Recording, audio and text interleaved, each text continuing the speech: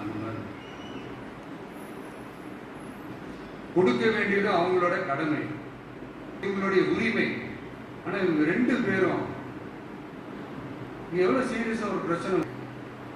அதாங்க நம்ம பாசிசம், நம்ம பாயாசம்,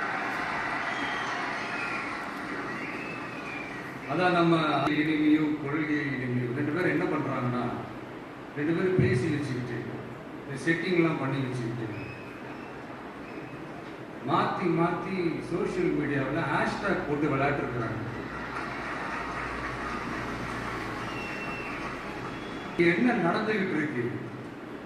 அதாவது இவங்க ரெண்டு பேரும் அடிச்சுக்கிற மாதிரி அடிச்சுப்பாங்கன்னா அதை நாங்க நம்பணும்,